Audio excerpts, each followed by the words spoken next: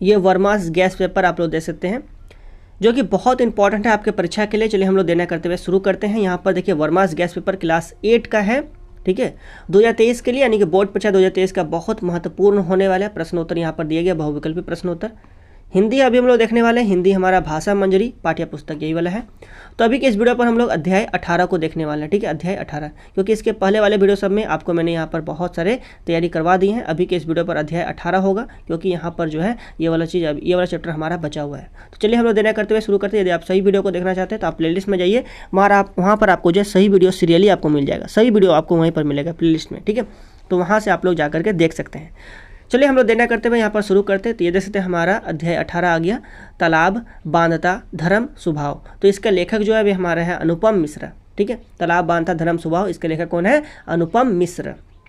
तो यहाँ पर आप लोग देख सकते हैं ये हमारा क्या गद्यांश है, और गद्यांश को पढ़ने के बाद आपको प्रश्नों का उत्तर करना है। तो चलिए आप लोग गद्यांश को पढ़ लीजिए। इस प्रकार के गद्यांश आपको मैंने बहुत सारे तैयारी करवा दिए हैं, ठीक है। तो सभी गद्यांश को आप अच्छी तरीके से देख लेंगे तो यहाँ से जो है एक प्रश्न आपके एग्जाम में आने वाला है। तो इस मतलब एक गद्यांश जो आएगा उसमें प्रश्न आपका दिया रहेगा। तो यहाँ पर यह गद्यांश देख सकते हैं, और गद्यांश को पढ़ने के बाद आप लोग यहाँ पर इसके प्रश्नों को उत्तर आप लोग देंगे। यहाँ पर देखिए पहला प्रश्न जो है वह हमारा है, किसमें जीवन माना गया है? किसमें जीवन माना गया है, ठीक है। तो तालाबों में माना गया है, जंगलों में माना गया है, पठारों में माना गया है, या फिर इनमें कोई नहीं। देखिए जीवन जो माना गया है वह तालाबों में माना गया है। किसमें? तालाबों में, यानी कि यहाँ पर जो है विकल्प संख्या 1 जो है सही होगा। अगला प्रश्न 2 नंबर देखिए, 2 नंबर यहाँ पर प्रश्न कहता है कि प्राचीन ग्रंथ में तालाबों को किस नाम से जाना गया है? देखिए प्राचीन ग्रंथ में तालाब को जो है ना धर्म सुभार से नाम से जाना गया, सुभाव, धर्म सुभार, ठीक है। यहाँ पर इसका हेडिंग भी था, यहाँ पर आप लोग शीर्षक भी पढ़े हैं। तो यहाँ पर देखिए प्राचीन ग्रंथ में तालाबों को किस नाम से जाना गया है? तो वे हमारे क्या होगा? धर्म स्वभाव, यानी कि यहाँ पर जो है हमारे विकल्प संख्या 2 जो है सही होगा, धर्म स्वभाव होगा, ठीक है। अगला प्रश्न 3 नंबर को देखेंगे। तो याद हो रहा है ना आपको? याद करते चलिए सीरियली, ठीक है। चलिए 3 नंबर यहाँ पर प्रश्न को देखिए। 3 नंबर हमारा प्रश्न है, प्रस्तुत अवतरण किस पाठ से लिया गया है? यहाँ पर प्रस्तुत अवतरण जो है किस पाठ से लिया गया है, जो कि आप लोग यहाँ पर देख सकते हैं, ठीक है। ये जो है आप लोग यहाँ पर देखिए, यहाँ पर देखिए आप गद्यांश था ना, गद्यांश, ये वाला गद्यांश आपको रहेगा, ठीक है। उसके बाद यहाँ पर इस प्रकार के यहाँ पर प्रश्न पूछेंगे कि प्रस्तुत अवतरण किस पाठ से लिया गया, मतलब गद्यांश पूछ रहा है, ठीक है। तो ये वाला गद्यांश जो है किस पाठ से लिया गया आपको बताना है। तो अपराजिता से लिया गया, तालाब बांधता धर्म स्वभाव इससे लिया गया, या फिर मित्रता, इनमें कोई नहीं। देखिए आपको मैंने अभी भी बताया कि तालाब बांधता धर्म स्वभाव, यहाँ पर जो है हमारे का जो है विकल्प संख्या 2। धर्म सुभार मतलब क्या था? पहले जो है तालाब को धर्म सुभार के नाम से जाना जाता था। मतलब यहाँ पर अभी हमने प्राचीन ग्रंथ में तालाबों को किस नाम से जाना गया है? तो वे हमारा धर्म सुभार, प्राचीन ग्रंथ में किस नाम से तालाब को जाना गया है? धर्म सुभार से, है ना। तो यहाँ पर आप लोग समझ के 3 नंबर का प्रस्तुत अवतरण किस पाठ से लिया गया है? तो तालाब बांधता धर्म स्वभाव, ठीक है। चलिए यानी कि 2 नंबर विकल्प इधर हमारा सही था। अगला प्रश्न हम लोग देखेंगे, इसी पार्ट का और भी प्रश्न है ताकि आपको मैं अच्छी तरीके से तैयारी करवा सकूँ। तो इसको भी देख लेते हैं। पहला यहाँ पर प्रश्न है, तालाब बांधता धर्म स्वभाव किस विधा से संबंधित है? आखिर ये किस विधा से संबंधित है? तो ये हमारे निबंध है। क्या है? एक निबंध, यानी कि हमारी क्या हो जाएगा? विकल्प संख्या 4 जो है सही होगा, निबंध है, ठीक है। तालाब बांधता धर्म स्वभाव किस विधा से संबंधित है? तो निबंध से संबंधित है, ठीक है। चलिए अगला प्रश्न 2 नंबर को देखेंगे।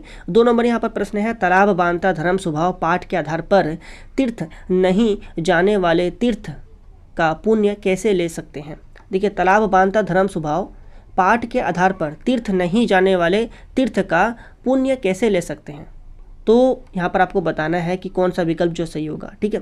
पहला विकल्प हमारा खुदाई करवाकर, दूसरा विकल्प मंदिर बनवाकर, तीसरा विकल्प है तालाब बनवाकर, चौथा विकल्प है स्कूल बनाकर। तो यहाँ पर क्या होगा? तालाब बनवाकर यहाँ पर सही होगा। इस पाठ के अनुसार जो 3 नंबर विकल्प जो हमारे यहाँ पर सही है। तालाब बांधता धर्म स्वभाव पाठ के आधार पर तीर्थ नहीं जाने वाले तीर्थ का पुण्य कैसे ले सकते हैं? तो तालाब बनाकर, यानी 3 नंबर विकल्प इधर हमारा सही है। अगला प्रश्न 3 नंबर यहाँ पर प्रश्न देखिए, तालाब बांधता धर्म स्वभाव शीर्षक निबंध में जुड़े भारत का प्रतीक किस तालाब को कहा गया है? भारत का प्रतीक किस तालाब को कहा गया है? ठीक है, बिंदु सागर, हिम सागर, अरब सागर, डल झील। तो किसे कहा गया है? यहाँ पर जो होगा बिंदु सागर हमारा बिल्कुल सही होगा, 1 नंबर ऑप्शन जो सही है। तालाब बांधकर धर्म स्वभाव, तालाब बांधता धर्म स्वभाव शीर्षक निबंध में जुड़े भारत का प्रतीक किस तालाब को कहा गया है? तो हमारा क्या होगा? बिंदु सागर, ठीक है, 1 नंबर विकल्प सही है। अगला प्रश्न देखिए 4 नंबर यहाँ पर प्रश्न है, तालाब बांधता धर्म स्वभाव शीर्षक पाठ के अनुसार छत्रसाल के बेटे यानी कि जगतराज ने बुंदेलखंड में तालाबों की मरम्मत करवाई थी, वे तालाब किसके द्वारा बनाए गए थे? तो वे तालाब चंदेल शासकों के द्वारा बनाए गए थे। बहुत इंपॉर्टेंट है, चंदेल शासकों के द्वारा ये तालाब जो है बनाया गया था, यानी कि हमारा विकल्प संख्या 1 जो यहाँ पर सही होगा। ठीक है, तालाब बांधा धर्म स्वभाव शीर्षक पाठ के अनुसार छत्रसाल के बेटे जगतराज ने बुंदेलखंड के तालाबों की मरम्मत करवाई थी, और वे तालाब जो है किसके द्वारा बनाया गया था, तो चंदेल शासकों के द्वारा बनाया गया था। ठीक है, विकल्प संख्या 1 सही है। अगला प्रश्न देखिए 5 नंबर यहाँ पर प्रश्न है कि मधुबनी में आज भी तालाब को किस नज़र से देखते हैं। मधुबनी में आज भी तालाब को किस नज़र से देखते हैं, तो कृतज्ञता के नज़र से देखते हैं। कृतज्ञता का नज़र से, किससे, कृतज्ञता के नज़र से देखते हैं, यानी कि हमारा विकल्प संख्या 2 जो है यहाँ पर सही होगा। मधुबनी में आज भी तालाब को किस नज़र से देखते हैं, तो कृतज्ञता की नज़र से देखते हैं। विकल्प संख्या 2 इधर सही है। अगला प्रश्न देखिए 6 नंबर यहाँ पर प्रश्न है तालाबों को धर्म स्वभाव क्यों कहा गया है। तालाबों को धर्म स्वभाव क्यों कहा गया, आप लोग बताइए।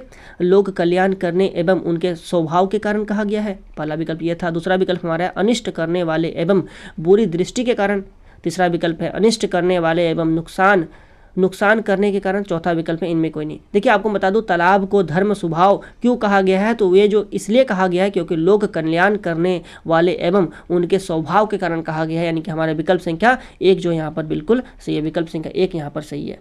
लोक कल्याण करने वाले एवं उसके स्वभाव के कारण तालाब को धर्म स्वभाव कहा गया है, याद रहेगा आपको। चलिए तो यहाँ पर आपको मेरे 6 नंबर प्रश्न तक करवा दिए, जो कि बहुत ज़्यादा इंपॉर्टेंट था। तो इस पार्ट के यहाँ पर 6 तक प्रश्न थे, और भी यहाँ पर प्रश्न आपको मैंने करवाया गद्यांश का प्रश्न। ठीक है, तो इस वीडियो पर हम लोग इतना ही रहने देते हैं। यदि आप इस चैनल पर नए हैं, चैनल को सब्सक्राइब कर लीजिएगा। इस वीडियो को ज़्यादा से ज़्यादा शेयर कीजिए अपने दोस्तों के साथ, ताकि वे भी चैनल के साथ जुड़ सके और अच्छे से अच्छे मार्क्स जो है परीक्षा में ला सकेंगे। तो बस तब अभी इस वीडियो में इतना ही, मिलते हैं अगले वीडियो में, तब तक के लिए बहुत बहुत धन्यवाद।